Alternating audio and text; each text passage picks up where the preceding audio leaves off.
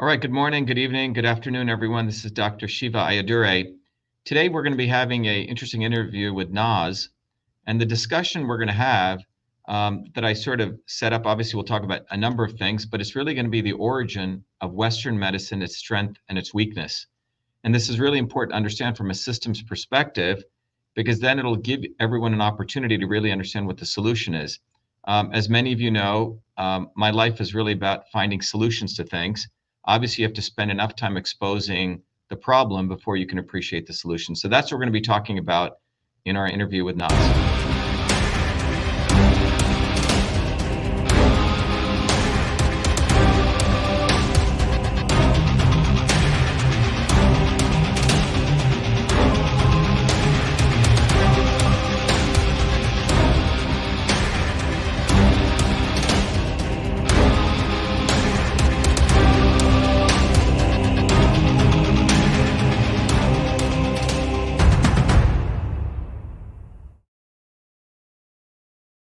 All right, everyone. Today, our discussion is going to be about the origin of Western medicine, its strength and its weakness. That's going to be the focus with my interview with Naz. Naz is going to be interviewing me. So let me bring him in.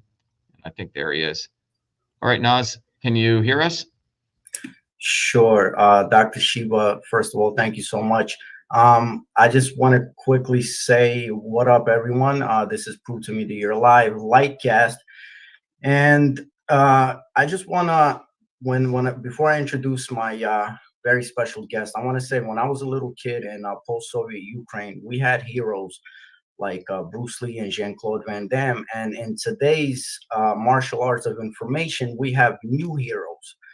And today, my guest is that superhero. I'm not trying to be funny. I'm not trying to blow smoke into anyone's behind. And I'm sure you will understand as we go on.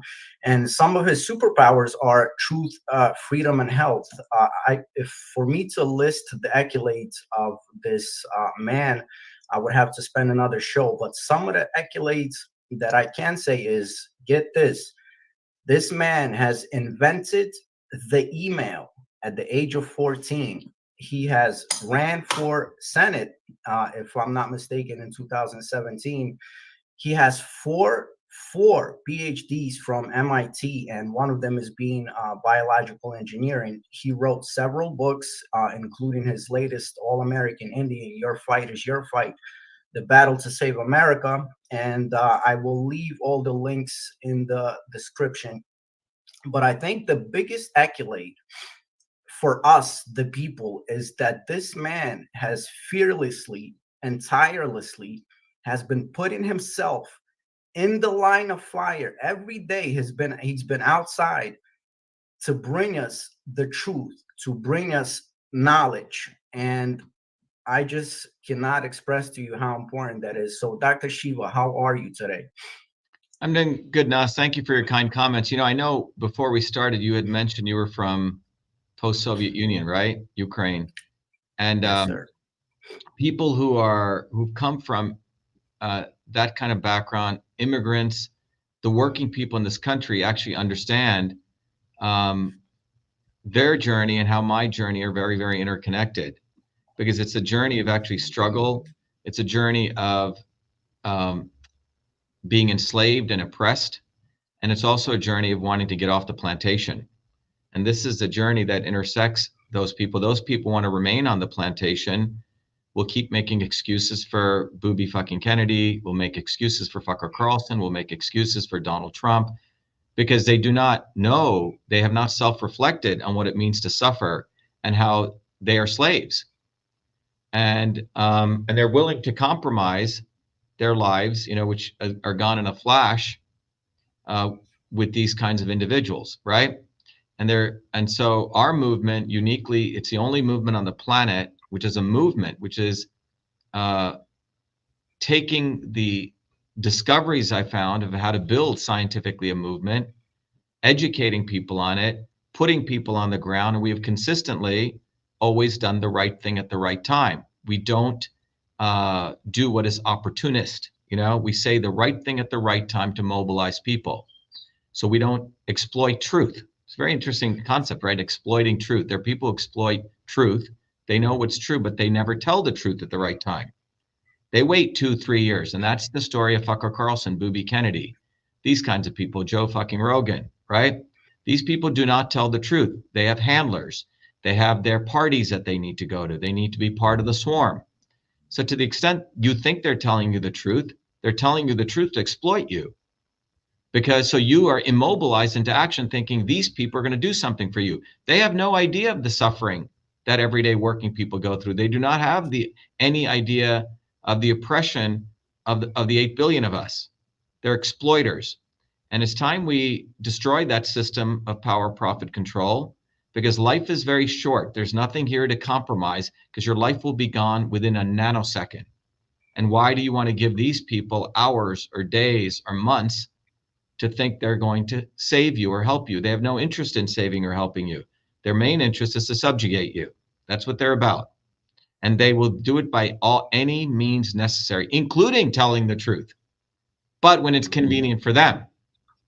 And this is the fundamental thing that we have to explain to people. We also have to explain to people that they want you to control your language. They want me to control my language, right? They want me to be a good scientist who writes nice papers and speaks in 7 syllabic words. They do not want me to use the word house nigga, or do not want me to use the word Zionist cocksucker. Because I use those words and everyone should learn how to, and if you use them, and if you're a black person, you have a problem with using the word nigga, you have to reflect on that. Not using that word doesn't mean you're off the plantation. In fact, you must use that word because we're all niggas on the white liberal plantation. And it's time we embrace that word and say it, because the Hollywood people say it to rape billions off of you, writing their stupid.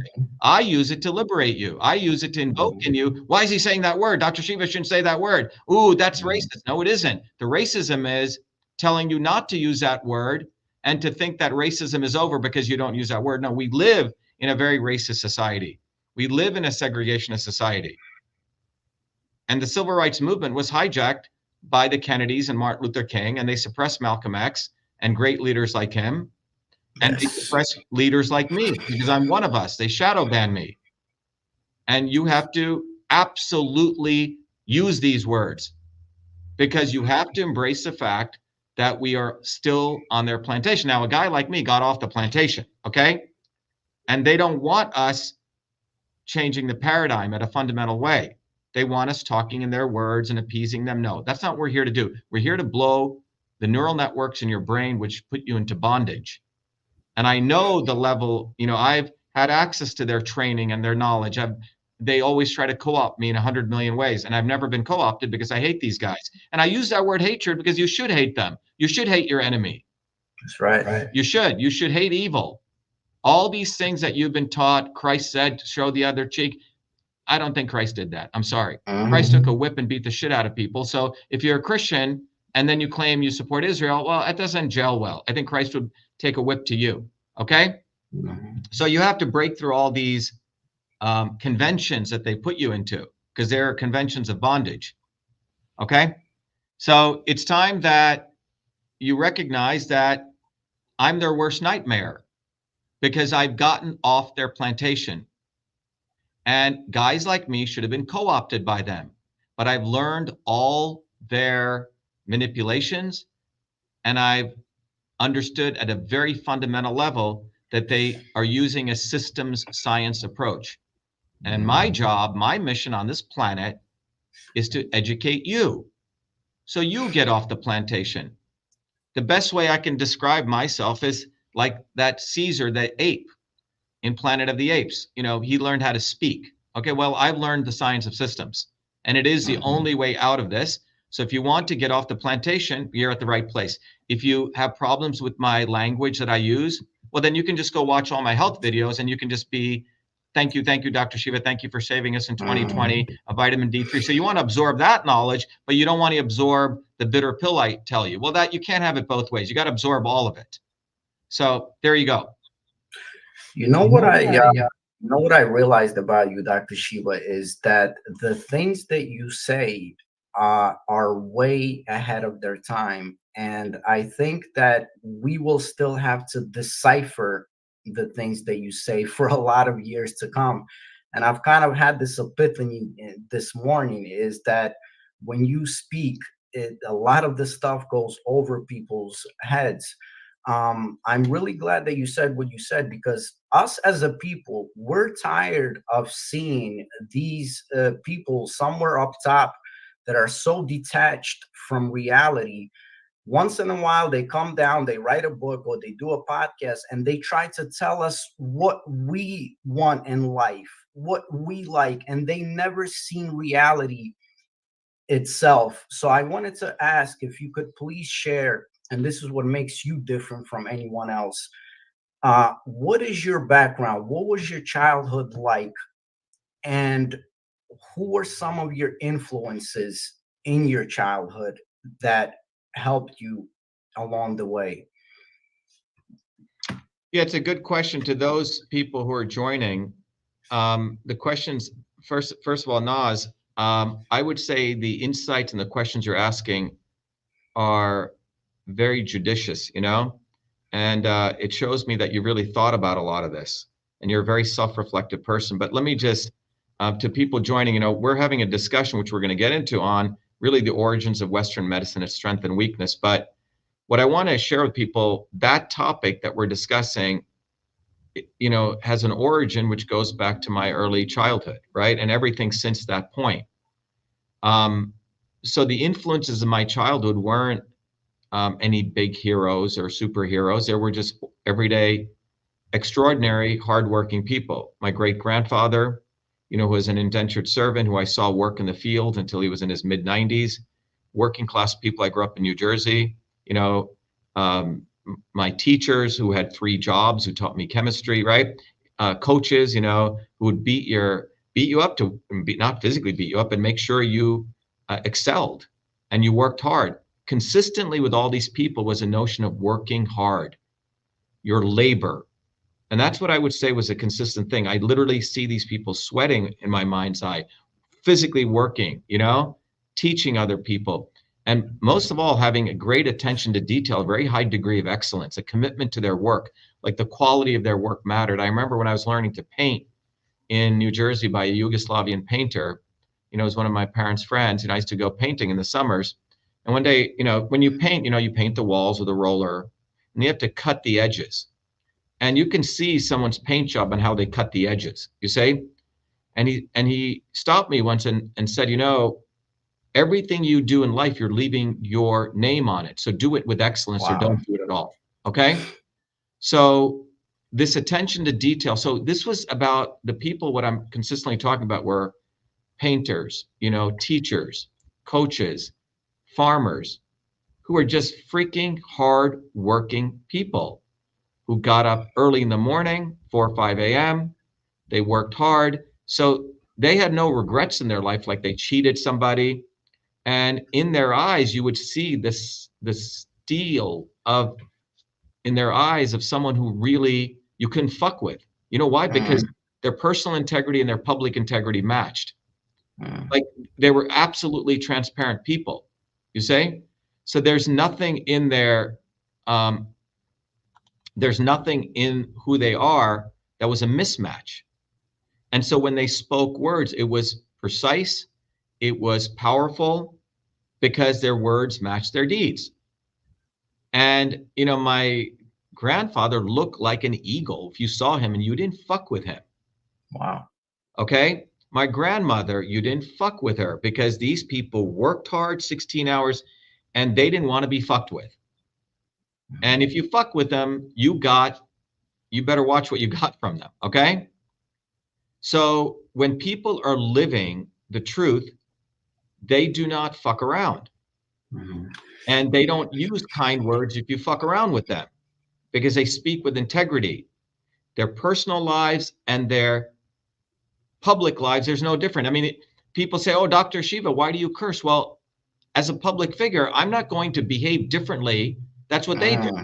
And all of you probably curse at whatever in your home, and you're walking around with God knows what. And, well, I do that how I am, because I don't want to give you 2 Dr. Shivas. There's one Dr. Shiva. But there's Yeah. two booby fucking Kennedys. There's two fucking Donald Trumps. There's two fucking Joe Bidens. And booby fucking Kennedy tells you to your face, personal integrity and public integrity are two different things. What the fuck is he talking about? And you accept that. That makes you a fucking slave if you accept that. So my life is about people who didn't have two different lives. They weren't schizophrenic people. And the reason they weren't schizophrenic is they lived honestly and they worked honestly. They didn't have time to be diplomatic because they were about doing shit and getting shit done. You know, I get up in the morning and you can ask anyone around me. It's like you get up at 5, you know, and I work. I get about 5 hours of sleep and it's work all the time. And I enjoy what I do. Okay. Yeah. I don't like to waste my time. I don't like people to fuck around with me. And real hardworking people are like that. They have a mission. They know why they're here. They're here of service and duty to their families, some other grander, whatever it is, right? But they have a goal and they have a mission. These people have no missions except to exploit you. So if you want to be exploited and you want to be taken advantage of, follow those people. But if you want to have an example of what a real leader is, look to someone like me. Because you can look at my entire life and you haven't had any symbols of real leaders. You've been given fake versions of them. People who say the right things. They have 20 different people editing their scripts, giving them teleprompters. You don't have real fucking people. You've been taken advantage of. So that's why I'm shadow banned so much.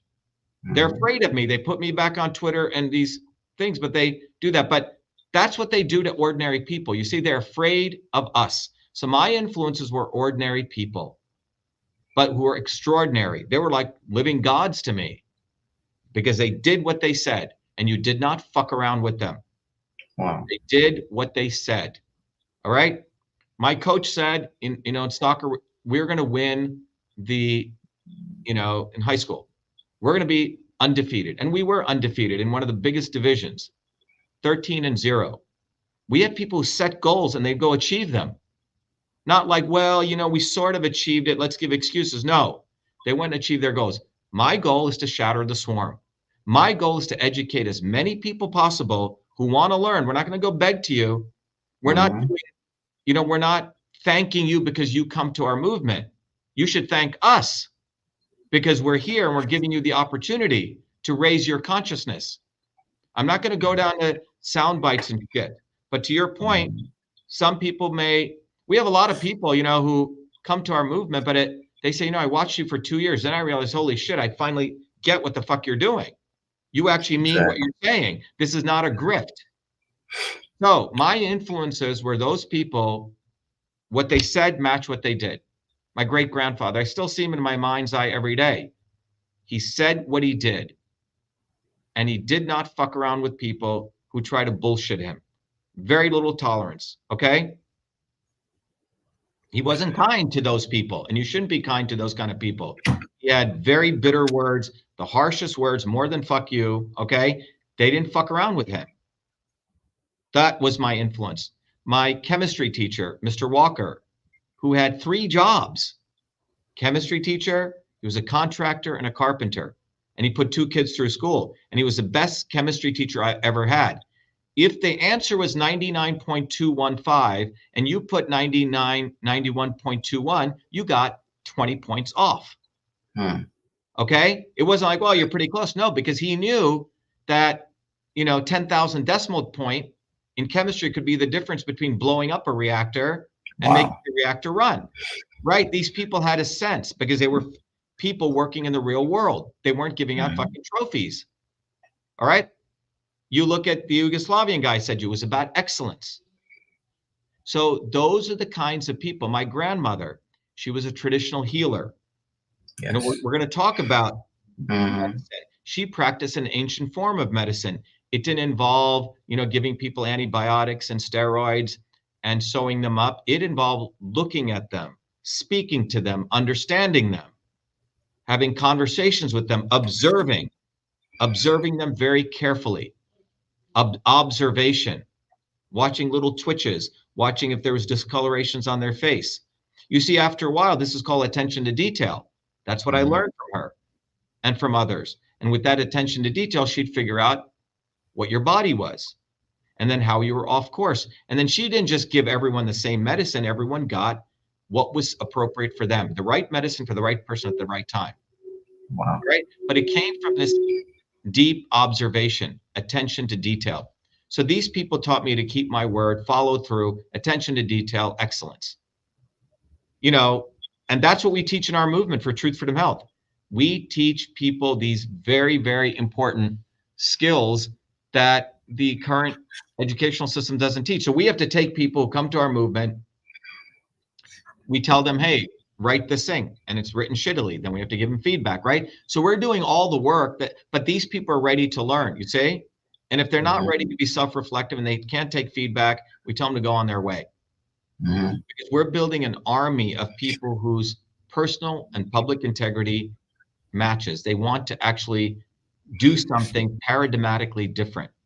But the people that were in my lives, Naz, these were extraordinary people, you know? These were people who were not bullshitters like Trump, liars like Booby fucking Kennedy, right? All of them who came from the swarm and have the luxury of being diplomatic. We don't have the luxury of being diplomatic. I'm sorry, we don't. They have the luxury of bullshitting you. We don't. This is what sets you apart from everyone else. You just blew my mind again.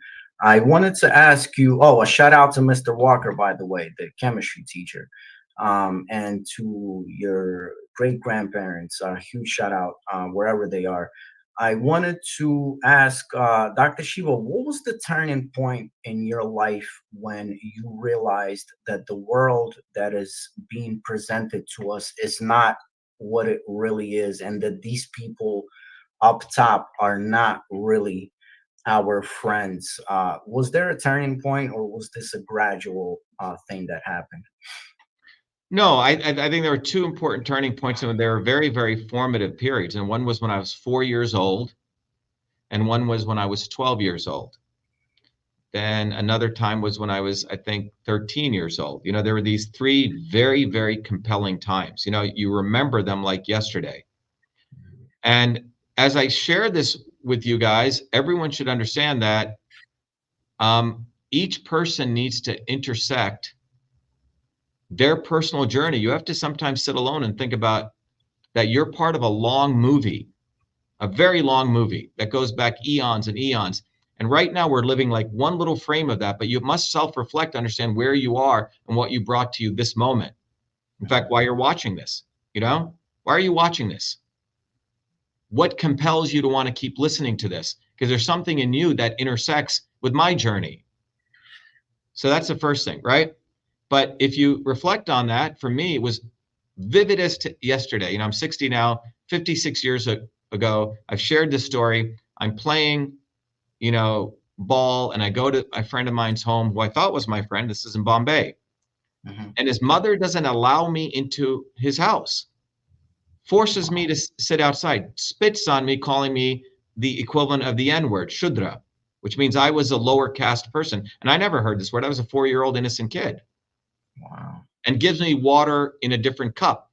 You know, it's a disgusting looking cup because I was not worthy. And that's when I went home that day, I asked my mom, what is this? And she said, oh, we're from the lower caste.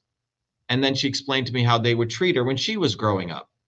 How when she went to the well, they would shoo her like she had leprosy or something.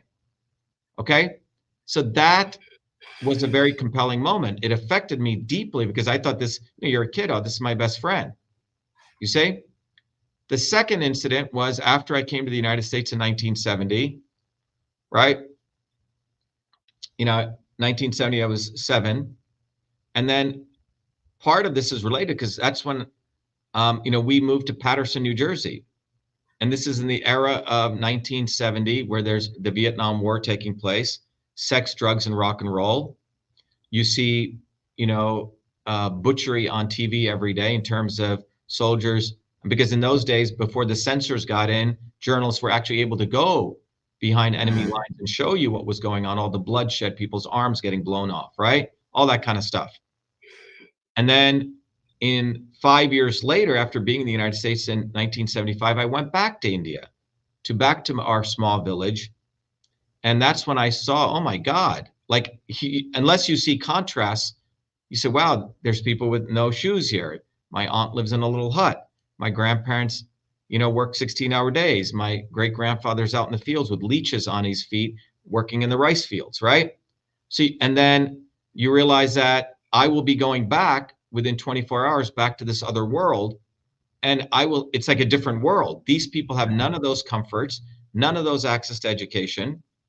And that was a very compelling moment. When I was 12, I was leaving India in that village in one of those old caboose trains, looking through the glass, through the window. My grandparents are crying with great love for me, not knowing if they'd see me again, right? Because it was very expensive to go back and forth. And that's when I realized that I should do something to resolve these serious inequities, which didn't make sense because India at one point had been such a wealthy country. How could it be raped and these people have nothing? So that made me start wanting to understand this. You see this injustice. As a child, you have a deep sense of empathy. You don't forget about these things, you say? Yeah. And during that period, when I was young, I remember my dad telling me stories about peasants in villages taking up arms against landowners. And I said, why are they doing that? Oh, and my dad said, well, they don't have any food. They're living with nothing. And I said, oh, that's a good thing. And his friend was listening, goes, oh, your son's a communist. This is not a good thing. My dad said, no, he just feels that way now. He'll get over it. But I haven't gotten over it. I never got over it. I never could accept this seeming injustice. I can't accept the fact that during the pandemic, 600 billionaires made $2.3 trillion. While many Americans were taking antidepressants, they got screwed over, they lost jobs. That never makes any sense. I think you have to be a fucking robot and an inhuman to accept all this nonsense. You have to be a robot to accept Trump's lies, Biden's lies, Booby Kennedy's lies, all of these people's lies. Our movement is for humans. And if you want to be humans, then you better go get one of these bumper stickers. Like right now, go to Shiva for President and put it on your back of your windshield. Because we have finally a movement by the people, for the people, of the people. If you really want to walk the walk, if you simply want to hear my words and get entertained and say, wow, there's a guy out there, he's great, that's fine. But that's not what I want. I want you guys to get off your butts. And we need to get on the ballot in every state. You guys have an opportunity to help us to do that. And that's what we need. We need you guys to take action. And if you want to take action, do that. If you want to really become a human being. But if you want to be a robot, which is what they want to be, keep watching, just watch this, but don't do anything, right? No. Then, I don't want to be a Joe Rogan. I don't want to be a fucker Carlson entertaining you. I want you to get off your butts and act. That's what this is about. You can go to Shiva for President, go to Truth, Freedom, Health. Learn, become part of this movement because it's for you. You're not doing me a favor. It's for you. So I want to just play this quick video for people, if that's all right. Okay? Yes, please. Yep. I don't think you'll hear it on your end. Actually, what I'm going to do is I'm going to stop my screen and I'm going to share it from your end. Okay? Can I share? I'm going to share my screen. So there you go. Then you'll be able to hear my screen. Okay. So I just want everyone to know that we're going to take a 2-minute break, 3-minute break, but this is about you. Truth, Freedom, Health is not a slogan. It's the fundamental science of our liberation.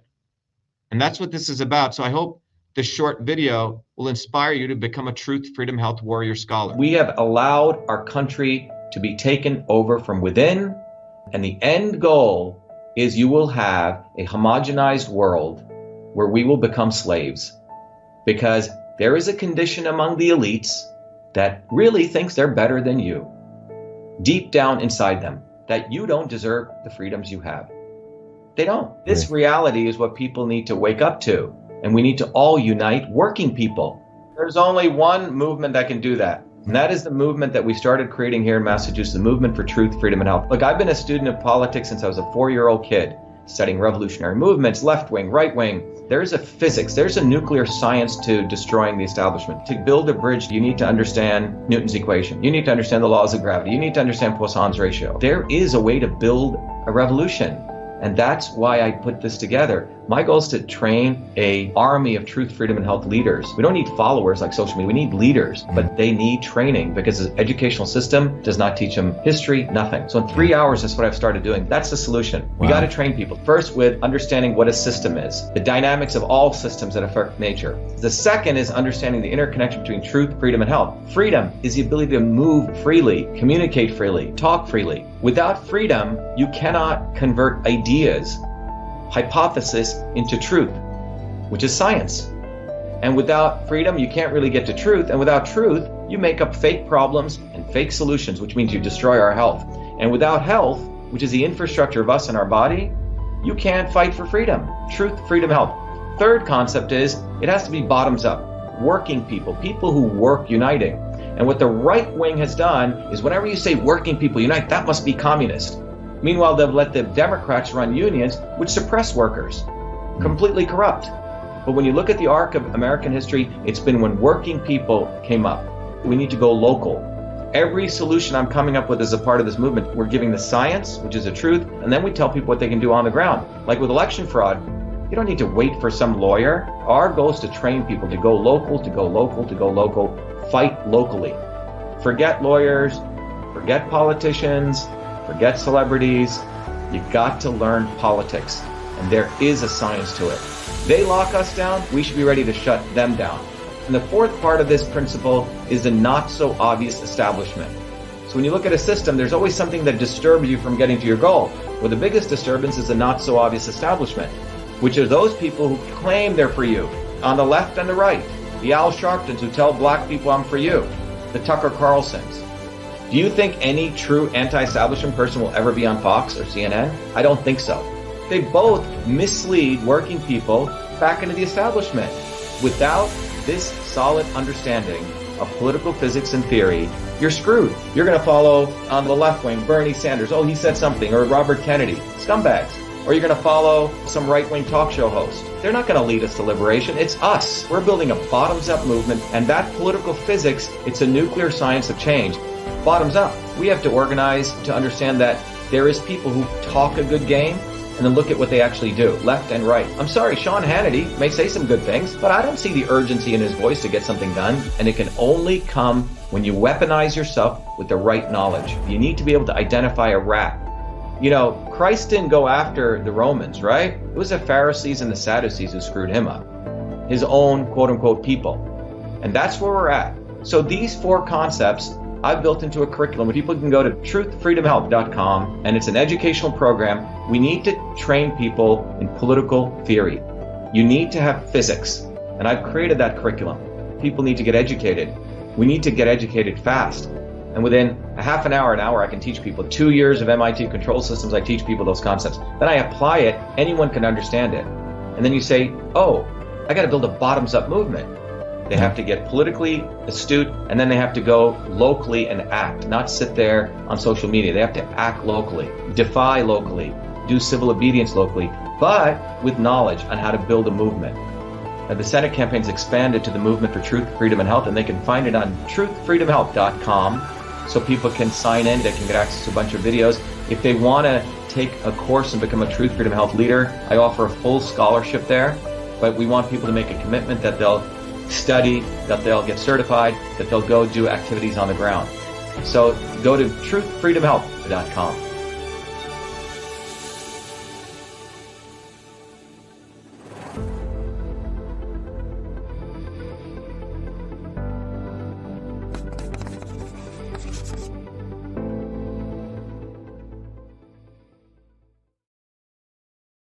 All right, let me bring you back in because we have to, so you can record on your end, right?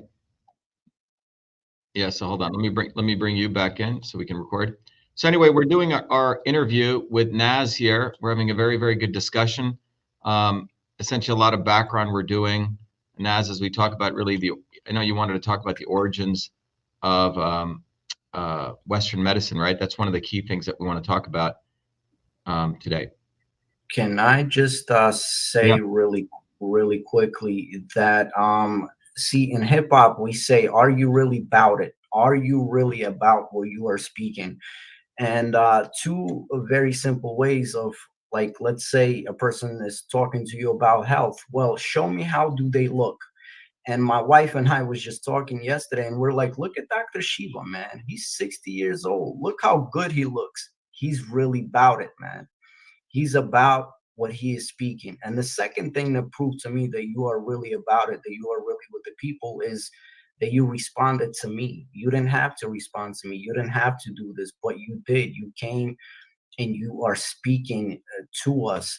So I just I'm so thankful to you. And I found you during the whole crazy stuff we had in 2020, the pandemic, and I do have to say that you came into so many millions of people's lives at such a necessary time, when people were lost, where people were confused, people didn't know what to do, people were pressured into doing a lot of things. So on behalf of all the millions of people that you saved, I want to thank you on that also. Dr. Shiva, what is Western medical system? And if I could add to it, if a little boy or a girl says, I want to be a doctor, I really want to help people, what should they know about modern Western medical system? So let me answer that the following way. So you use the word, we're talking about the word Western medical system, right? All right. So it's important to start with the word system. So the reason I played that Truth from Health video is because we want to find people who want to invest their time, a little bit of their money, because when we give stuff away for free, no one respects it. It's unfortunate. But it sets a standard where people put some value on it. But the main thing is people's putting in their time. Do they want to study, which they can't get anywhere else? What is a system? Like, really understand what is a system, right? Like, you really understand, you know, anything that you want to master, right? If you want to master music, you know, you have to learn the scales, right? You have to learn how to play something. You can't just be reading stuff, right? You have to go do the exercises, all of that, right? If you want to learn engineering, you have to go through a process. So the issue is, what is a system? Everyone uses that word. 99% of the people use the word system have no idea what that word means, but we teach people what that means, right? So what is a system? Well, a system has 9 fundamental principles, particularly an intelligence system. One of those principles is a goal.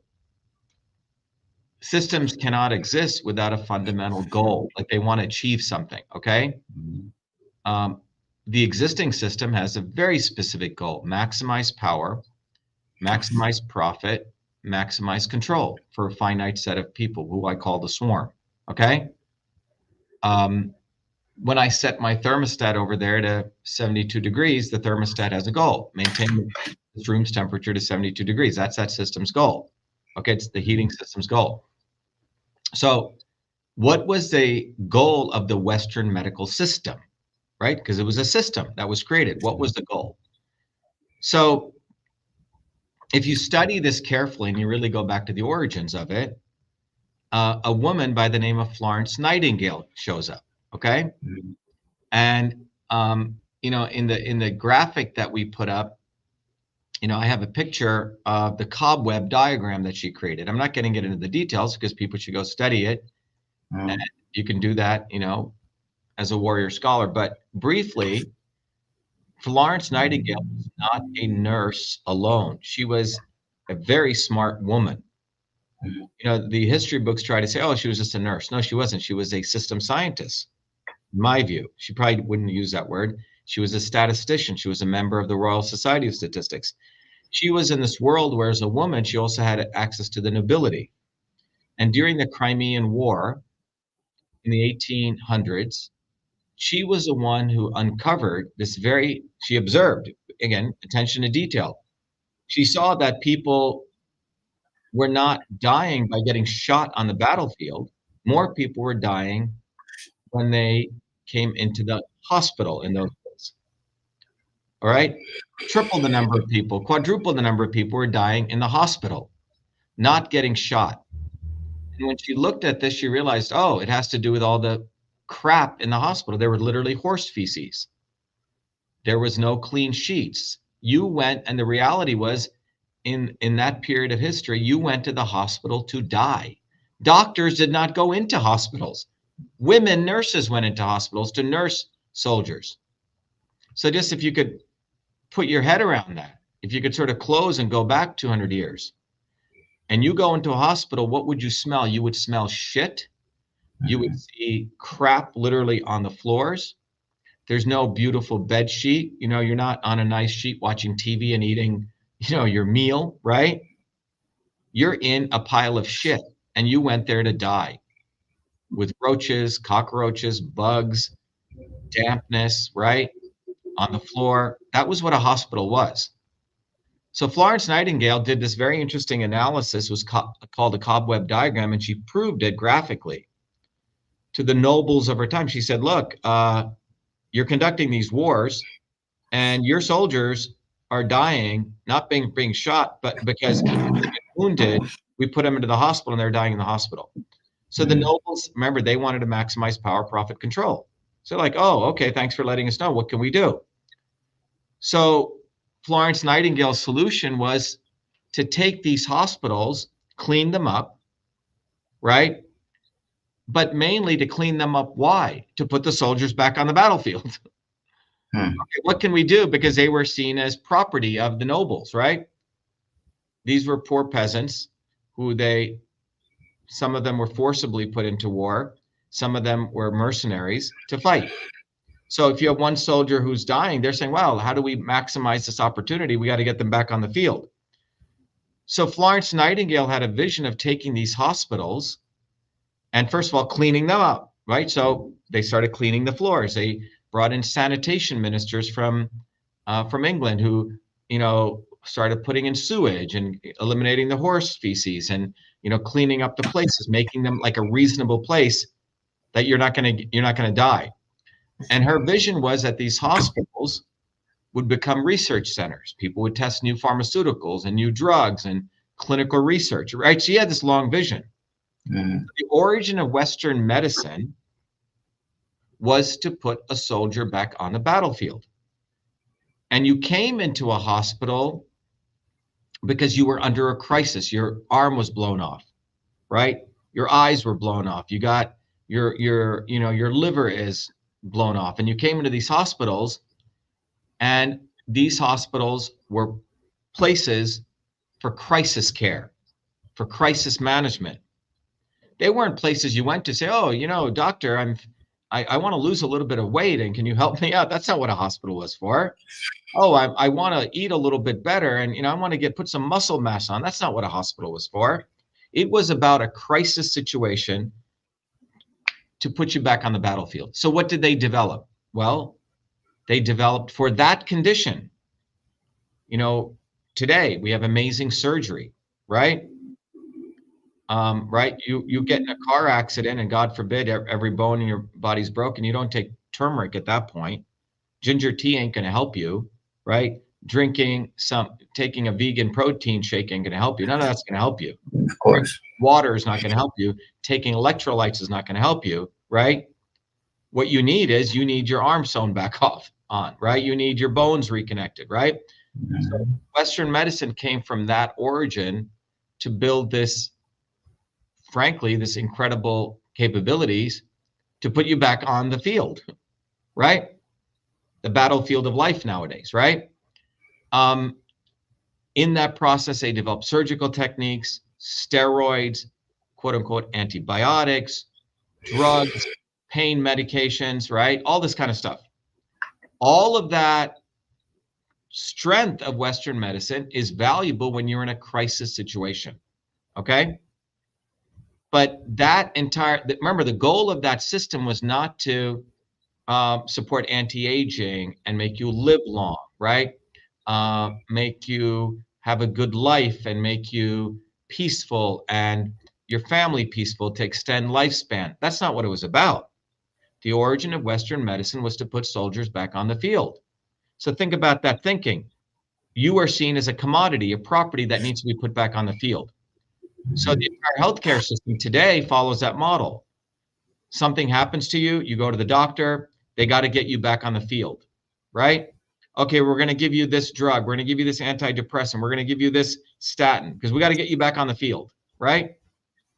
It's not about, it's like, if this, do this, if this, do this, because they're thinking urgency. It is not about saying, wow, why is he not sleeping that well, right? It's not trying to figure out, well, why are there blotches all over his skin, right? Why is he having eczema, right? Nope, take this drug. Take this drug. Well, you may have something may happen, your testicle may fall off, but that's okay. We'll deal with that with another drug. When that happens, come back here, okay? So it's crisis management. That's what the origin, and it's good for that. Let's not diss it, because obviously, if something horrible happens to you, if a Boeing 747, falls on you, something crazy like that, you want Western medicine, right? But its weaknesses, its goal was to maximize power, profit, control, right? Which was put you back on and treat you as, it wasn't about your, advancing truth, freedom, health for you, right? Advancing your health and living long. This is why when I keep sharing that curve, in the United States, if you have a child right now, your son or daughter will live shorter than you. Okay? So Western medicine, it's right there in front of you. But as a system scientist, I'm not going to say, oh, this is because of the vaccine, right? Give me money. We're going to, no. Oh, it's because of the poisons in the air. Give me money. It's because of this or that. No, it's not any one of those things. It's an issue of a systems-wide problem that Western medicine has no interest in prolonging your life and for you to live long and happy. That's not what it was designed for. It was designed to put you back on the battlefield of life with urgency, bill you, charge you, okay, etc. Now, the Eastern systems of medicine, or from an engineering approach, we look at the body as a system. Okay, there's, something going on in his eyes. Oh, Eastern systems teach you there's probably something going on in his liver. Why? He's got lots of stuff going on in his skin. Again, typically is a liver detoxifying toxins, because the skin is the second organ of detoxification. All right. Oh, he's waking up at 3 a.m. every day. There's a circadian physiology that is associated with an organ. So systems approach to the body is not what Western medicine was about. It's only in 2003 did Western medicine realize, oh, we need to create a systems biology. But they couldn't do that well, and that's the field that I've really, contributed a lot to. And we can talk more about that. But Western medicine was designed to put you back on the field, the battlefield, fast and quick, not worrying about what problems that thing would cause. Okay, we sewed up his lungs, he'll last for a certain time, but he's going to have to, they don't worry about the side effects. That's not what the purpose is. The goal is to put you back. So that's really the origin of Western medicine. And if you understand that, then you say, okay, that's when I use that instrument. But if you're going to the doctor when you have simple health issues and you're wasting your time and money and you're on drugs and stuff, and you don't address the fundamental issues of nutrition, health, exercise, lifestyle, who are the people you're hanging around with, what are you being exposed to, and that kind of healing is not going to occur overnight. You have to put some time into it. It's multiple things that you've done to your body over a period of time that have gotten you here. And you're not going to heal yourself just with a drug. You're going to have to go on a path to heal yourself. You're going to undo those things, and it's not going to occur overnight. And as long as you're fine with that, you're going to live long and prosper, because you're going to be on a lifestyle model, right? You're going to become more conscious. So that is the weakness of Western medicine. It doesn't want to put you into that state of consciousness. It wants to make you a slave to that crisis management model. So everything is a drama. You wait for drama in your life. You wait for shit to occur. You wait for horrible things to occur to your body. You don't nip it in the bud, you see? So that's the origin of Western medicine. But you have to understand that the same people who shadow ban me, right? The same people who are Joe Rogan follows me, but he will never interview me. Tucker Carlson's the same people, Booby Kennedy's, all of these people are part of that Western medical system. Booby Kennedy wants to create quote unquote safe vaccines, right? He rails against the CDC, but in a video, he says, I want full vaccination of all Americans, right? They're duplicitous. They're trying to manipulate you to still support the existing swarm. They do not want you to really think for yourself. So the same people who want to make Western medicine the cure-all and do not want to talk about its weaknesses are the same people that subjugate us and are part of that subjugation process. Because ultimately, health is wealth. Mm-hmm. You can have all the fucking money you want in the world, but if you don't have your health, that's when you say, shit, this money means nothing. Yeah. So our movement teaches you how to take care of your body. We teach you the same systems principles that we can use to shatter the swarm. You can use those same systems principles to understand your body as a system. And of the infinite choices you have for health and well-being, you can figure out what's right for you, the right medicine for the right person. That's the technology, the teachings we created in Systems Health. Every Fridays, we hold a tutorial. You can go to systemshealth.com. You can go to truthfreedomhealth.com. But health is the vessel that contains you. It is with that vessel that you can explore truth and freedom. It really, in many ways, is where you begin. See, thank you so much. See, I've always said, and I try to educate people on that if someone is telling you things to only frighten you or scare you, and they're not giving you solutions, they are what I call controlled opposition. And I also talked about Tucker Carlson's and Alex Jones's and all of these different people on my podcast. What I've noticed, going back to the to Western medicine, what I've noticed is that the richest country in the world, the United States of America, had some of the worst health as, society, to speak. So to add on to the previous question, and now we're seeing cancer running rampant. I'm pretty sure you've been noticing this as well. My question is, has Western medicine become more of an industry than opposed to truly trying to help someone? Yeah, let me answer that question the following way, and I want to share something with you on your screen so you can also see this. Let me bring this up. I'm going to share this over to you. Okay, let me bring this up. Okay. You should be able to see my screen now, right? So, when I launched our campaign for Shiva for President, we wanted to share with people. I think you can see this now, right? Let me share this. I think you see this, right? This is our website. Everyone should go to shiva4president.com. So obviously you can go to the site, you can donate, you can support our campaign, but most importantly, you can volunteer. But one of the important things, there's this free download thing right here, okay? We've open sourced everything. So if you can't afford to buy a bumper sticker or card, you can print it, okay? You can make your own lawn signs. We give you all this, okay? But what you see here is that this is a flyer that everyone can go to the download section and download. Everyone should do this. We want to get millions of these out there. We've already got millions. We want to get hundreds of millions of these out there. Now, the lesser of two evils includes the not so obvious establishment and the obvious establishment, okay? The Kennedys and the Trumps and the Bidens, okay, and the Clintons. But what you see here is this graph here profoundly shares a very interesting diagram. And this is 1980 till today, and you see the US lifespan is going like this. And this started going down long before the quote unquote vaccine, okay? And the rest of the world, you can see, is also starting curvature is going to go like that. But this goes back to 1980. It's a systemic issue of many, many problems, income inequality, right?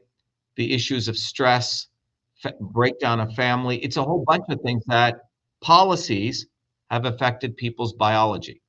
And the only way out of this is, first of all, you to become aware of this, is that we have to shatter the swarm. All right. So that's why this is really important to understand. And by the way, everyone should get this flyer, even if you want to read it for yourself.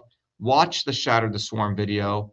I'll play this video I already played, but I'll play our campaign video. But every Thursdays, okay, every Thursdays at 11 a.m. and 8 p.m. we hold a open house that everyone should come to. And at this open house, you get to meet amazing people from all over the world. And you get to really understand what we're doing in terms of education. But everyone should go to Shiva for President, download this flyer. There's no cost to this. All you need is a printer. Go, use your library's printer, right? Use someone else's, print them out and hand them out to people. And we do these town halls. But fundamentally, you see, we started out with this fundamental failure of Western medicine because it waits for crises. And at the end of the day, if you're here in 2024, your son or daughter is going to have a shorter lifespan than people did, they're going to have the lifespan of someone back in, 1990. You see, that's what we're going back to. All right. And it's going to keep going down and down. Look at this curve. It's going down. So that's one thing I wanted to, share with people of fundamentally that when you look at the results, it's pretty clear that their system is not working. It's failing. It's an utter failure. So that's what we need to understand. Now, the solution to this is, number one, people need to understand the body as a system. So where do you learn that? Well, you're not going to learn in medical school. You're not going to learn in a nursing school. People don't have the chance to go 1,000 years ago and learn the ancient systems of Indian medicine. So I've had to teach it. So that resulted in us putting together Systems Health, a course that I was teaching when I got back from India at MIT. Then we took it, we've trained doctors on it who are smart, who want to learn, but we've opened that up to everyone. That's a solution. We need to teach people how to do research. CytoSolve, the technology that I created, we've made it accessible to anyone. If you're out there and you're listening to this and you want to do research, instead of having me do the work, we will teach you how you can do research using this technology platform. You want to understand, does 5G cause problems to you? You want to understand, is eating this going to do you better? We give you the platform. You can go to your neighbor, say, hey, let's all pitch in a little bit and let's go do this research together. We give you that platform. You can do research on the same level as MIT, Harvard, Stanford, et cetera. It's quite radical. How do you do scientific research in medicine today? You give your money to the government. The government takes that money and they give it to people like Fauci, people like the NIH, people like the, where NHS, wherever you are in the world. And then you're dependent on the government, and then the government takes that money and they give it to their friends in different academic institutions who will politically do the results that they want. You see, that's what's actually going on. Okay. That's what's going on. They're not doing the research for the people, by the people. So we've created two very powerful capabilities: Systems Health, where you can become an educator. And then we have the capability where you can actually start doing research, and we give the enabling technology to do that. So these are quite powerful things, that solutions we've created. We've also created a whole bottoms-up certification. What is clean food? It's a certification that's done by us, not owned by the government. You can get involved in that. So you see, we actually have real solutions. All are bottoms up. Every single one of them is bottoms up. What's also happening, people should be mindful of, is as people are breaking from the Western medical system, meaning they realize its weaknesses, Western medicine is now creating fake, just like not so obvious establishment people, the wellness company, right? People, the medical doctors who were silent when COVID was taking place, right? And didn't say anything. I was a guy who came out and educated millions. Yes. But they didn't say anything. They profited by their silence. And now they're on lecture tour saying, oh my God, the stuff causes myocarditis. It's in the freaking insert on the vaccine. It says it causes you're not telling us anything new. Oh, buy my NATO kinase. It will cure, So they profited by their silence. And now they profit again by acting like they're your saviors. These are evil people because they didn't tell the truth at the right time. So telling the truth after the building is burned down and saying, oh, I'm doing the right thing, and going on Fucker Carlson's show, who looks, oh my God, that's horrible. And he didn't tell the truth at the right time either. So understand that telling the truth at the wrong time shows a serious lack of courage and ignorance. Fine, if you want to think those people, oh, now they've learned stuff and they're better. Well, are you going to follow them as your leaders? Mm-hmm. Are you going to follow a guy like me who put his ass on the line, told the truth at the right time when it mattered? Exactly. You see, so people need to understand that when we look at medicine, you can always look at who is telling the truth at the right time and who is not telling the truth at the right time. And during that period, you'll see human suffering. I'll give you an example, like with the whole cholesterol nonsense. Okay. Mm-hmm. It is clear that it is inflammation. Mm. It really causes, it is clear that it is inflammation that causes, heart disease. Okay. Or the things that lead to heart disease. Now at Harvard, there was a guy who had figured that out in the 1960s. But there was another competing group who had said it was cholesterol, where they literally put this guy in the basement. They got rid of him. And for 30 years, they promoted this cholesterol nonsense hypothesis. And now it's proven the whole thing, oh, bad cholesterol, good cholesterol. It's actually inverse. People who have bad cholesterol at high levels are actually living longer in multiple longitudinal studies that they've done. And now it took, 70 years to find out what this guy was saying, 50 years, was actually the truth. Okay? Well, in those 50 years, how many people got screwed? So telling the truth and hiding the truth is really evil. And then later telling the truth when it's convenient for you so you can make money and bullshit people that you're the teller of truth is pure evil. And that is what Fucker Carlson does. No. That is what Joe Rogan does. So they're stealing your pocket two ways. One, they don't tell you the truth when it matters using their bullhorns. And then they tell you the truth afterwards or parts of it. And then you as an idiot think, oh, wow, Joe Rogan is telling me the truth. Dr. Shiva, why are you attacking Rogan? Well, that's why. Because he fucked you when he had access to the megaphone. He knew it was true, but his handlers told him not to say anything. So I told the truth at the right time. Take vitamin D3 in 2020. I told the truth at the right time. Don't do the lockdowns, Trump. I was the one who started the Fire Fauci campaign. Not 2 years later. Okay? When it was in vogue, it was fashionable. Mm-hmm. You must look to your leaders who do and say the right thing at the right time. That's leadership. So when you look to our movement, you're always going to get the truth at the right time.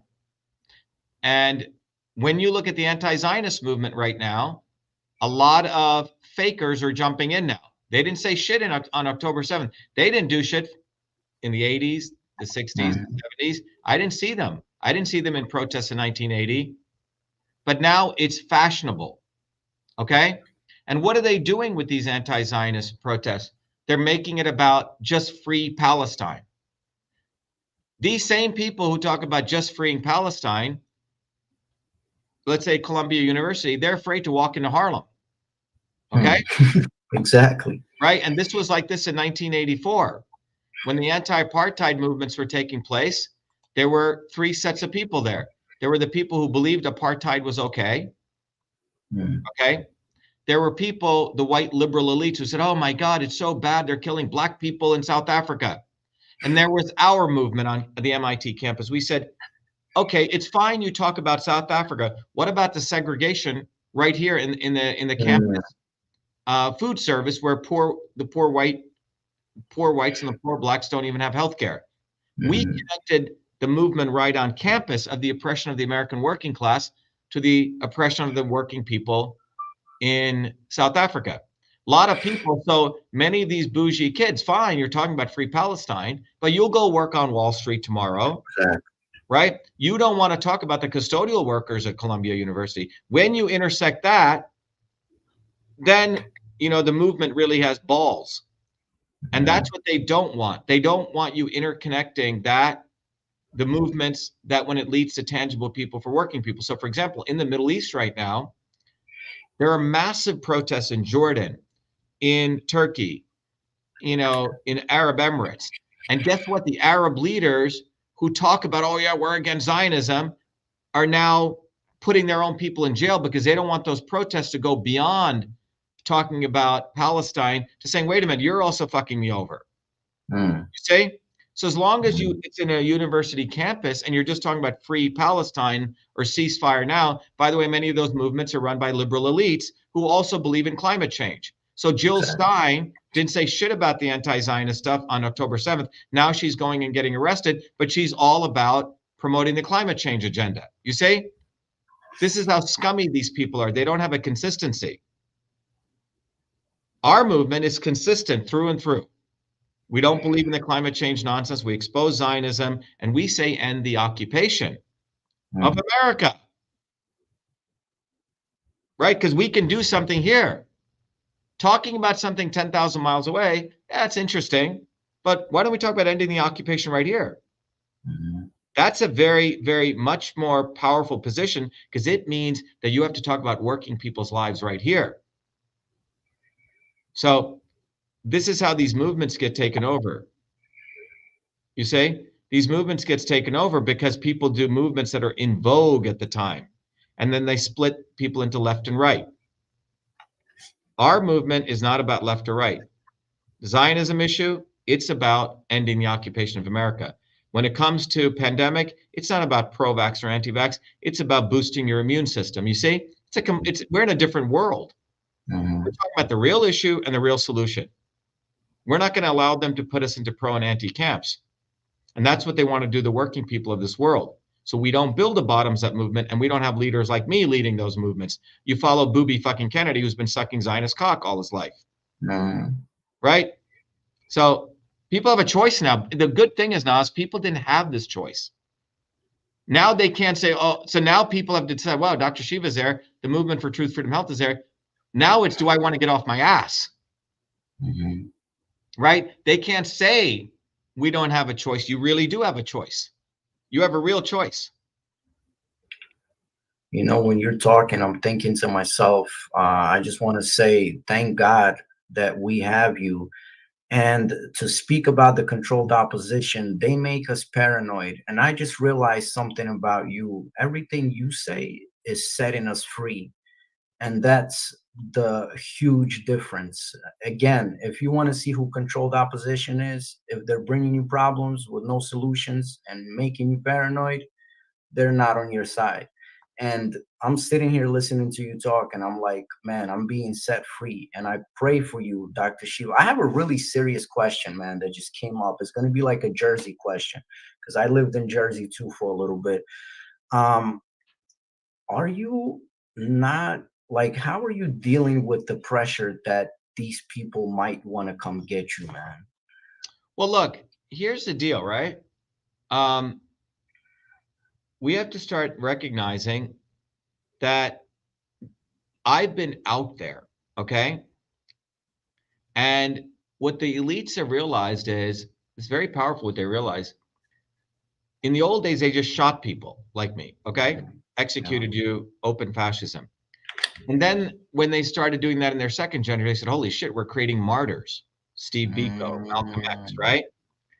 They don't want to more powerful. You're more powerful dead, basically, when you're alive, right? So then they realized, shit, they're going to create statues for these people. They'll have martyrs. So what they did a twofold thing. They have all the data on this, okay? What they did was, we're going to do this. We're going to create our martyrs. Martin Luther King. We're going to create our martyrs, the Kennedys, complete organized crime family. We're going to create Mahatma Gandhi. We're going to create fake martyrs. So then the masses will have the heroes that we tell them to have. We'll write the history books with scumbags. And they make the real heroes invisible. So now in my case, you know, you look at my history from whenever, I mean, you can go look at my whole history. I've been fighting on the ground all day long because my oppression is connected to the collective oppression. I've reflected on that. I've had to fight that every day. You know, I live in a neighborhood right here in Massachusetts, where my own neighbors, you can still feel their racism, and they're all liberal white elites. And I'm going to be putting a big sign up there, brown lives do matter, but not to the liberal Zionist elites on my street. So I still have to fight wherever I am. It's not a theory for me, you say? But because I've been out there so long, Naz, the problem is a different one, right? That they have to make me invisible. So when after I exposed all the stuff I did in 2020, 21, and then censors cut off, they put me back on Twitter. But go to Facebook. My followers have been 520,000 followers for 540,000 followers for 4 years. I do a post on Twitter when I first came, 20 million views back on, and now it's down to 10,000 views, okay, per day. How is that? So they put you in a digital cage. This is why I tell everyone, go get one of these bumper stickers, because this is how you get the word out. The future is offline. Use your cars, use your property, put up one of these things, get on the ground and help us get on the ballot. We must get on the ballot in all of these states. But this is an opportunity we're giving you. Go to Shiva for President. Help us get on the ballot. So now you can't whine. Every state we get on the ballot, it's a big, we're stabbing the swarm right in the heart. In Florida, we need volunteers. You know what they're doing? Booby Kennedy's bribing other parties. He's paying them money, and they're putting them on the ballot. He takes money from Zionist hoodlums, and he pays signature getters. These people don't work, man. Their whole life has been cheating, plagiarizing, cheating, plagiarizing, cheating, plagiarizing. They don't work hard. They don't do shit. Yeah. They're crooks, end to end. So what they do is they don't do character. One is they do character assassination, and then they make you invisible. They don't even want to talk about me. It's too dangerous. They don't even want to create any controversy because they don't want the word Dr. Shiva out there. The problem they have, Naz, is that about 500 million people know about me because in 2020, 2021, we did the right thing. So they're sort of fucked right now. No. That's why I enjoy talking to independent people like you. And I'll do interviews. So anyone listening, you want to do an interview and you want to ask intelligent questions, great. Because Rogan and Fucker Carlson will dare not put me on. They will lose all their people to me. They'll realize, wait a minute, this is a real deal. They'll see the stark difference. Because if Fucker Carlson puts me on, I'm going to expose him. I'm not there to suck his balls off, right? Like Vivek the Snake, like Trump. I don't need him. We're independent. We're independent of Rogan. We're not there to say, oh, Joe, thank you so much for putting me on. No, Rogan, let's talk about why you didn't fucking put me on when it mattered in 2014 against Monsanto. Let's talk about why you concealed our lawsuit. That's what we would do. And we would make sure it's live, not pre-recorded, live. They don't want that. So everyone here has an opportunity now, and you better fucking go do it. If you like what you're hearing, go get one of these bumper stickers. Go to truthfreedomhealth.com and become a warrior scholar. You have no choice. Either you stay seated watching videos all day, or you get off your butt. Go to Shiva for President. Collect signatures for us. We give you things to do so you can't bullshit yourself. So you don't get 80, 90 years old. Oh, well, I could have done something. Why didn't I help Dr. Shiva? Things don't change because the world gets worse. Things change when people take action. The world will keep going into greater darkness, and it can keep going more and more into that. It's not suddenly it gets worse and things get better. That's a false thing. That's a false analysis. Yeah, man, we don't want to hear any more excuses because we do have dudes like Dr. Shiva now. So, when you become president, man, I'm going to know that everything that I've stood for all these years has not gone in vain. Dr. Shiva, what is Truth, Freedom, Health? And from what I understand, there is no ends or ors or slashes in between. It goes together. Truth, freedom, health. Yeah, so there is no, if you notice, it's truth, freedom, health. There's no truth, freedom, and health. If you go to the website, it's truthfreedomhealth.com. Why? Because none of them are greater or less than each other. It's truth, freedom, health. You need all three. Truth, freedom, health itself is a self-contained system. Health is the vessel in which truth and freedom can exist. If you don't fight for freedom, you're not going to have health, and you can't pursue science, which is truth, because You won't have the diversity of ideas. And without science, you're not going to really be able to find what's healthy for you. And without science, you're not going to be able to have the ability to fight for freedom, the science, which is what we've done. So system science gives us a weaponry to fight for truth and to figure out the same science that we teach at truthfreedomhealth.com is the same science you can use how to shatter the swarm, but you can also use to understand your body as a system and to heal yourself. It's the same science. It's really the science of everything. That's one of the things to understand. If you don't fight for freedom, that science doesn't matter, right? If you don't have freedom, you could be yoga and you could be looking great, but you're living in a jail prison, you're living in prison. What kind of life is that? Right? And you have to have health to support all of this. So that's why these things are highly, highly interconnected. They're like one. You can't separate one from the other. You remove health and you just talk about truth and freedom, that's not going to work. And you know what? This 3 words come from the principles of, in general systems theory, what I uncovered was transport, conversion, storage.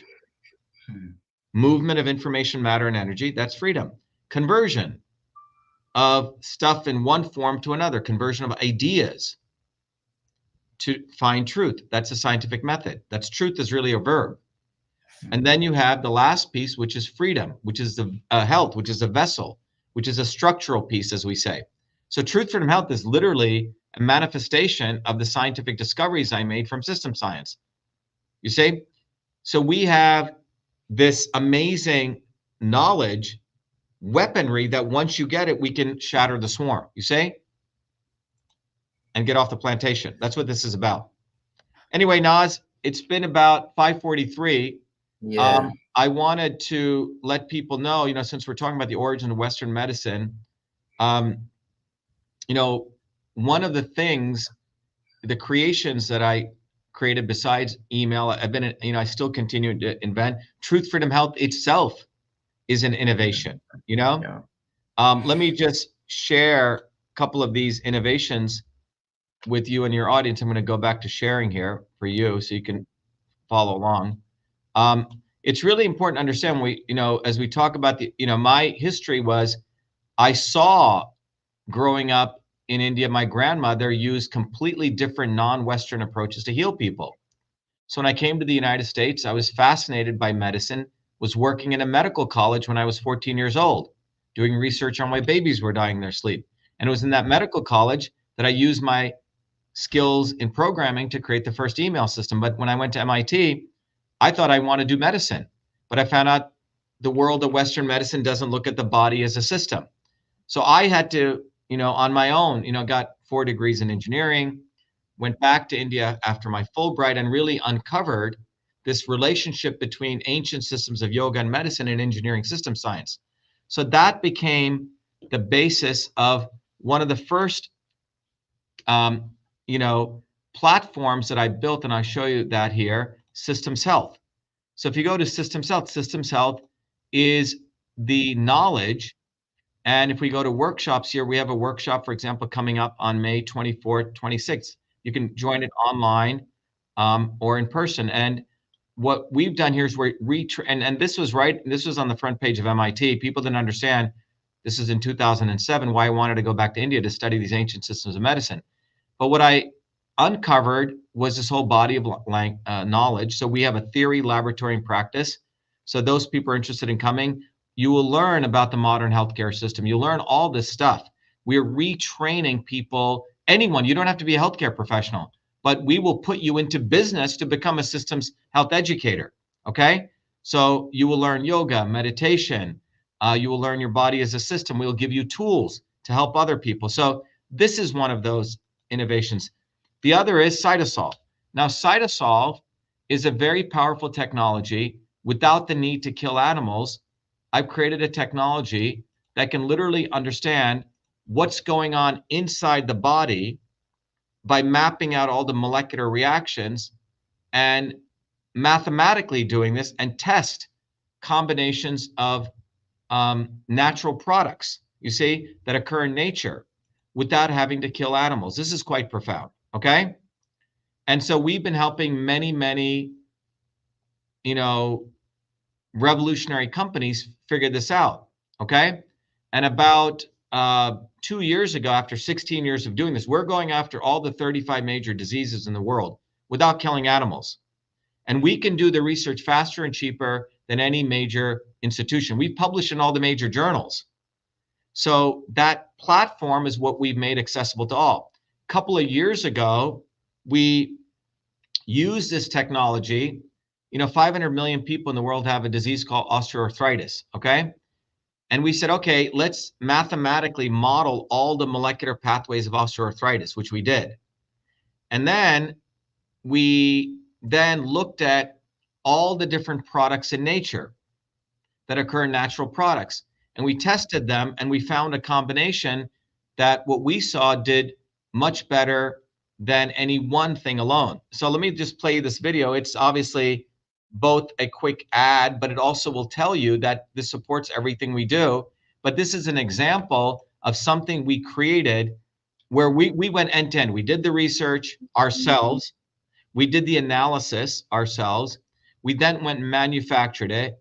We wrote the scientific paper. In fact, let me bring up the scientific paper, okay? So if you're looking here, this is CytoSolve, and so if you go on Google and if you type in iodure in silico, joint health, right?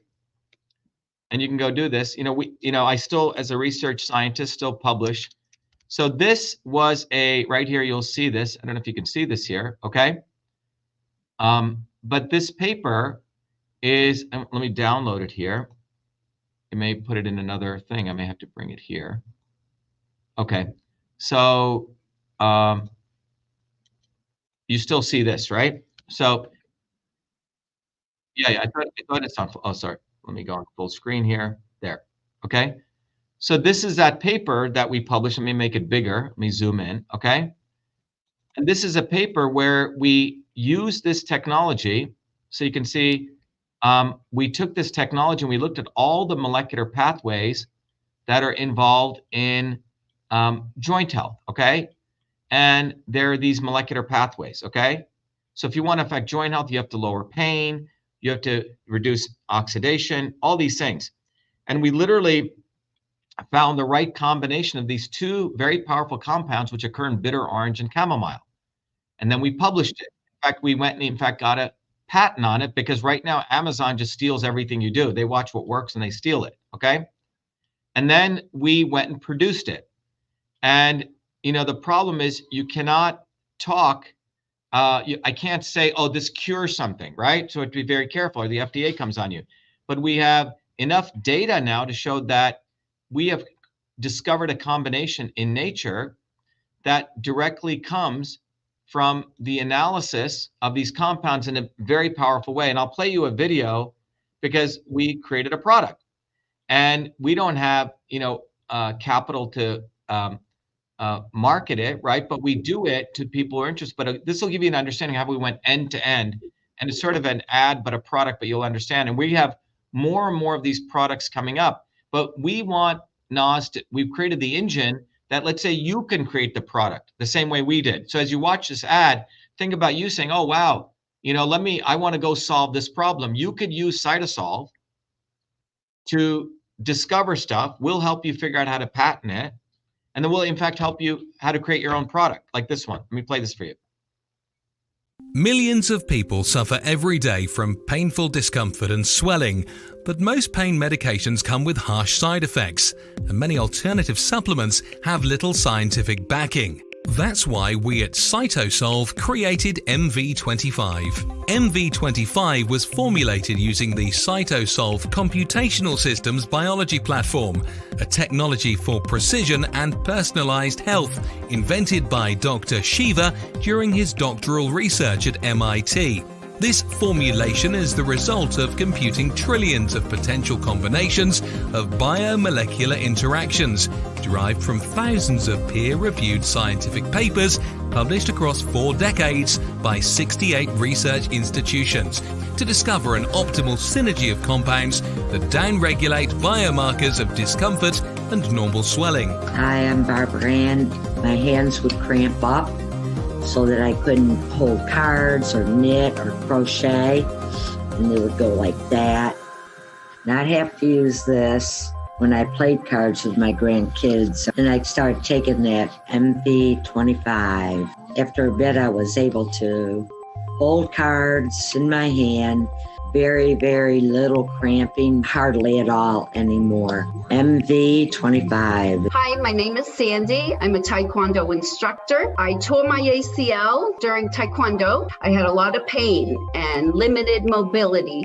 I've been taking the MV25 for about 6 months now. After the first week, I noticed a big difference. After the second week, almost literally no pain. My name is Jeremy, and I suffer from a lower back problem. Hurt my back at work years ago, and I can go to the chiropractor, do all kinds of different things, and nothing seems to help. And I decided to try MV25. I didn't notice a difference immediately, but within a few days, the pain went away, and it stayed away. I've continued to take it, and even when I do things that I shouldn't do, it seems to go away a lot quicker than it ever did before. MV25 is certified clean, 100% non-GMO, made in America, and GMP certified for good manufacturing practices. MV25 is CytoSolve optimized, which means that this formula has been engineered to maximize benefits while minimizing toxicity based on current research curated by CytoSolve.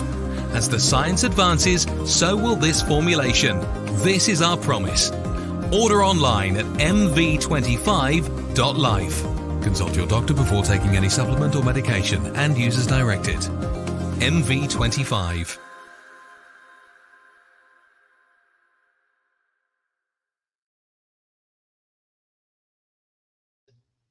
You know, in the middle of everything I do, right, we basically, so that's an example. We went end to end. We did all the molecular pathways. Then we had to put it all together. Then we had to publish a paper on it, right? Because people don't validate it. Then we had to go get a US patent, okay? All of this we did, you know, a very small organization here, but immense capabilities. But think about any one of you listening. If you say, wow, you know, I want to go, I don't know, look at particular disease area. We have created that infrastructure, and you say, oh yeah, I don't know, you were in Australia or you were in Africa, and you heard like the African indigenous people are using this combination which cures migraines, for example, right? We have the technology where we could mathematically understand the framework of how migraines take place. You can take their formulation, we can test it without killing animals. We can help that indigenous group figure out if it works or not. And then we can support these partnerships. So this is an example of what we did end to end. It's not like, you know, we want to sell supplements here, but we're doing it because it's a manifestation of what you can do, you see? So that's why we've taken now CytoSolve as a solution where anyone else can embrace it. And if you go to cytosolve.com, we do symposiums. We have a number of people now who are embracing it. There's a woman in Texas who wants to do a project because she found out that the natural gas companies in poor areas release natural gas, which has 17 toxins. And she wants to understand the combinations of those, how they create hypoxia, you see? So we're going to give her the CytoSolve framework. She can then go to her neighbors and say, look, let's file a class action lawsuit. We have this technology. Instead, I mean, the University of Texas ain't going to, you know, do that research. They're going to charge her $20-30 million. We can do it at 1/1000th of it, you see, because we have this engine. So that's another very powerful solution that we put together that people can take advantage of, and they should. I'm going to be speaking on behalf of all the people. You are the leader that we want, and that I got that reassurance today. I wanted to ask, what is your diet, and do you use any supplements? Because man, we want to look like you, Dr. Shiva. What does Dr. Shiva eat, and do you use any supplements? Are supplements necessary? Well, let me tell you that you have to figure out what's right for you, okay? And under the right conditions and what's going on. So, you know, I think this Friday we have a tutorial. It's free. Everyone can come to it, okay? It's called System Self Tutorial. You can go to, let me see. I know we sent out an email on this. Let me bring it up for you. If you go to vashiva.com, okay, you can go there and you click on the events, right? and you'll see, I think it's coming up on May 3rd. You'll see it. Okay, let me bring it up here. So on May 3rd, if you bring it up on your end, you'll see it there. If you go to vashiva.com, or I can bring it up here if you want me to bring it up here. I'm going to share it here. Yeah, there you go. You have it. Okay. So on May 3rd, we have this event that you come and so System Self is this body of knowledge. I've taught it all over the world. We're opening up to people. In fact, we're opening it up so people themselves can learn this and then become their own System Self educator. You could literally start your own business helping other people. Okay. And become a System Self educator. So the reason I wanted to give you that background is that I don't believe in telling people to eat this particular diet. Okay. It's not, but what you want to do is learn the principles. So what is the principles? One of the fundamental principles to understand is that every person is unique. What's right for you may not be right for me. And the conditions that are taking place may be different. You say, you can't do the same diet when it's winter time versus when it's summertime. Okay. If you're an Eskimo and you live up in, way up north of Canada near the Arctic Circle, you're not going to be able to say, oh, look at me, I'm so healthy. I eat carrot juice every day. I get some carrots and I drink green juice. This ain't going to work. You need blubber. Okay. Yeah. You need to burn fat, right? So that's the first principle. Now, for me, I have over the years know my body type, you say, and we have a system that helps you figure that out. And it intersects engineering systems theory with 10,000 euros worth of medicine. Mm-hmm. That's your body, your system. When we're training people to train others, okay, that's step one. The other thing is it's clear that the body needs to have, at some period in a year, it's good to do some level of detoxification, but not overdo it. Mm-hmm. Okay, a lot of people overdo it. It's obviously clear that the body supports itself with physical activity, vigorous physical activity. But obviously, if you're disabled and you hurt yourself, you got to be careful. Okay. You don't tell someone who had a massive car injury, oh, you should do vigorous activity now. It's the right medicine at the right person at the right time. But I think resistance training is very valuable. Okay. I do believe in the value of the sun and vitamin D3.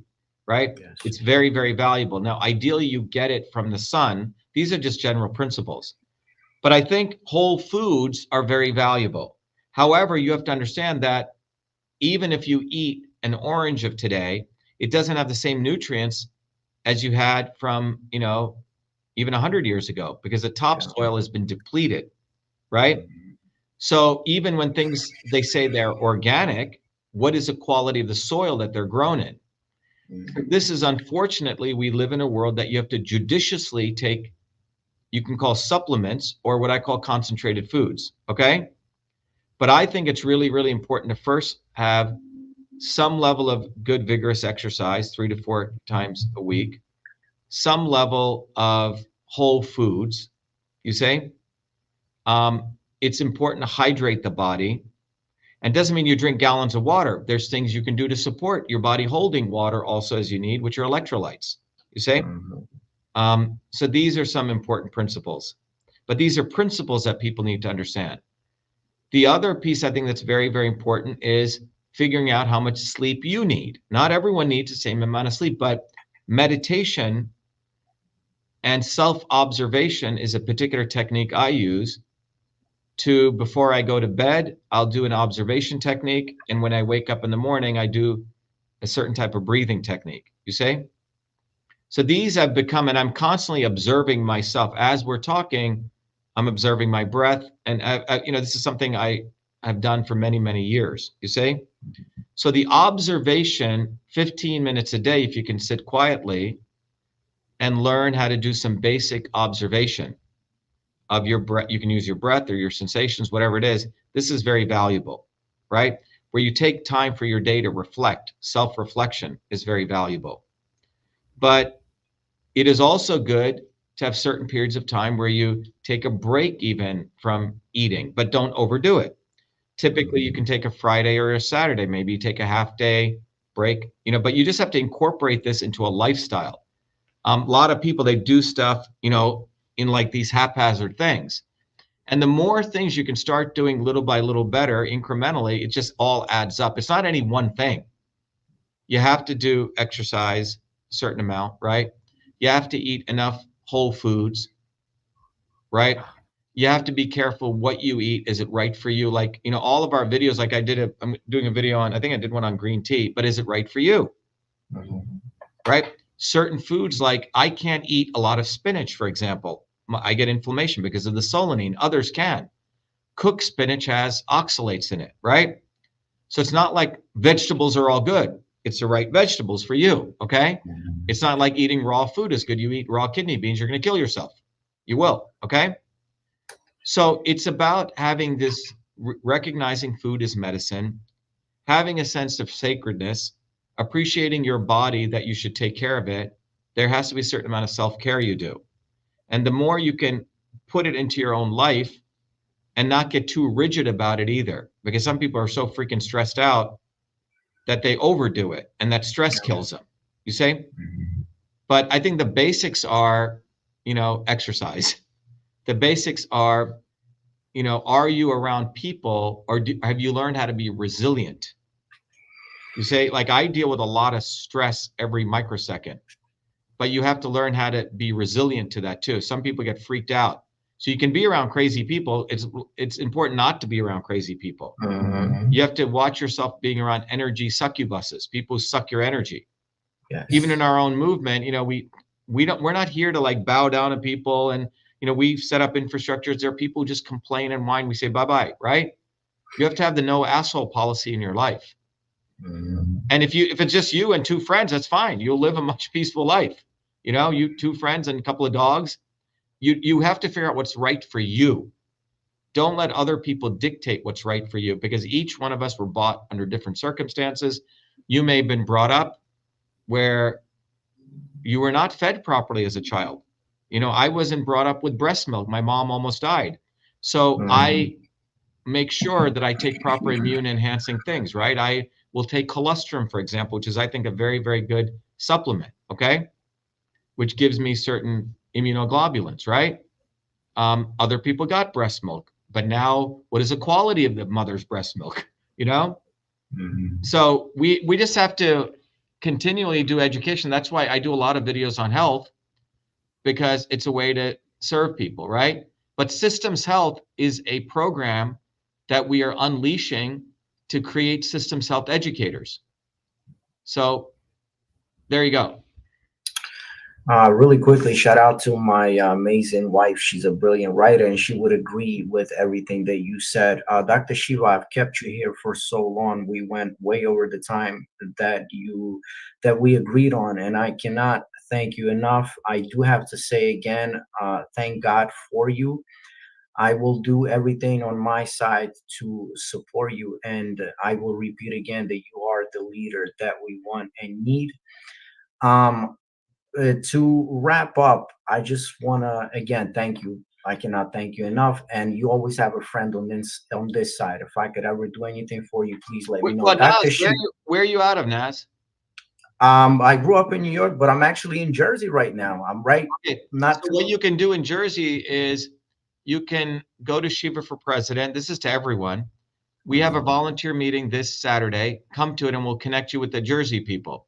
Wherever you are, you get to meet other volunteers. Go to Shiva for President. Everyone spend, you know, $5 and get one of these bumper stickers, but don't just get it, put it on your bumper sticker, get hundreds of them, plaster it everywhere. Okay. But put them on the back windshield of your car, because 100,000 people will see it per day. What's that? Yeah, we need to get signatures to get on the ballot in New York. Okay. People can help do that. Look, I've talked a lot of theory. You've heard a lot of good stuff, but I'm also a person who believes action is what matters.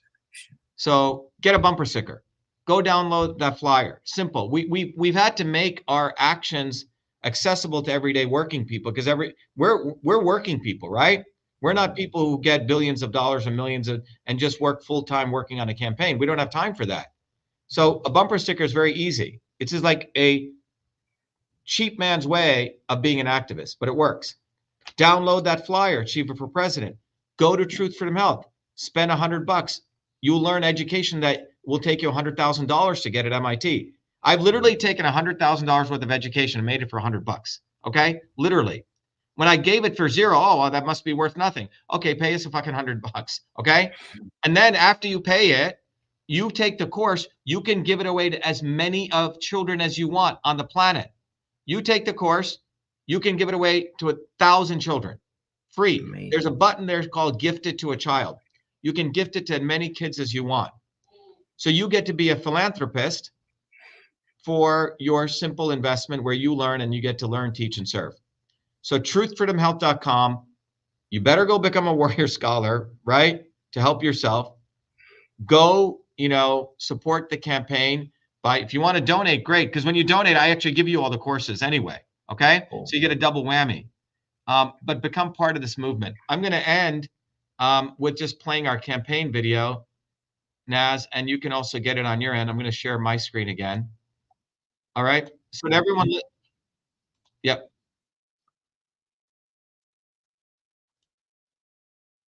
All right. So you're going to leave all the links in the description. Let me play our campaign video, and hopefully it'll inspire everyone to get off their butts.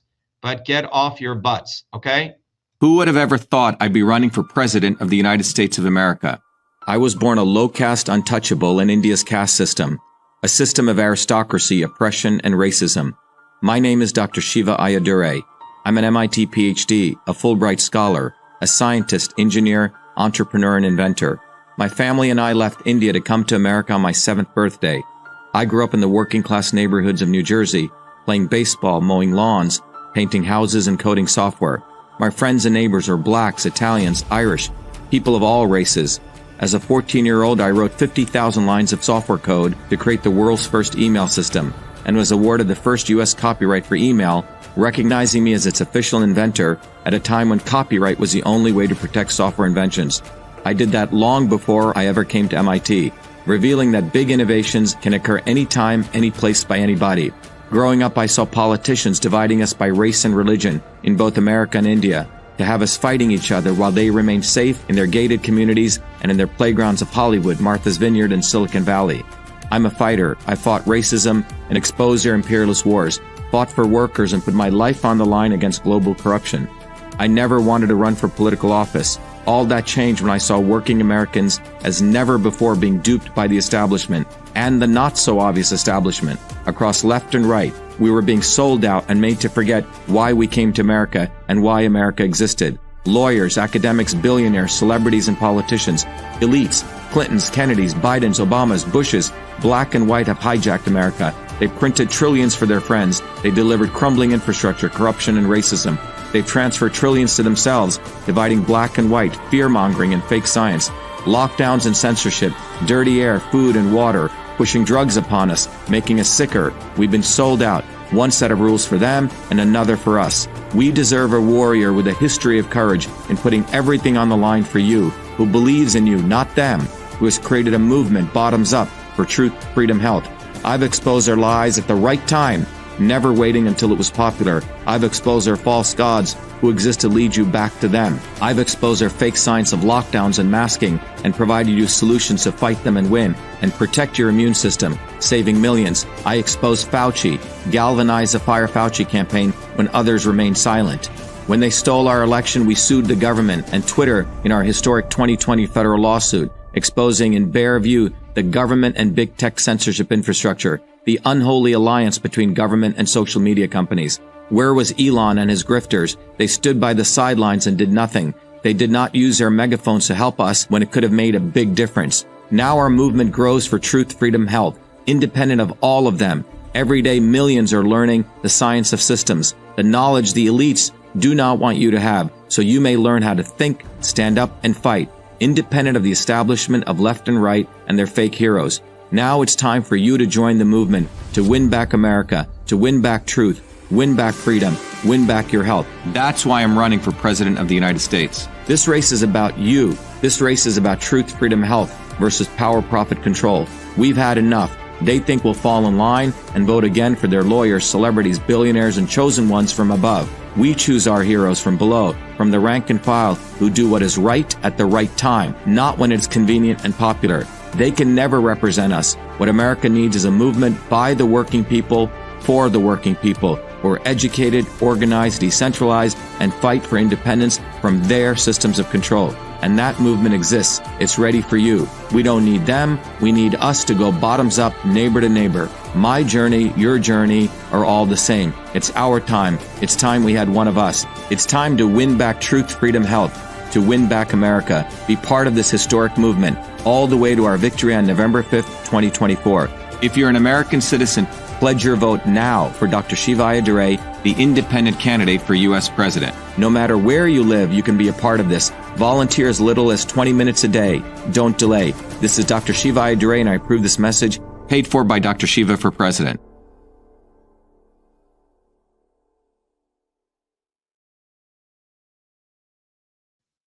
One second, I just want to let people know that one of the things we do is we have our open house every Thursday, as you can see right there, at 11 a.m. and 8 p.m. And you can go to vashiva.com/orientation.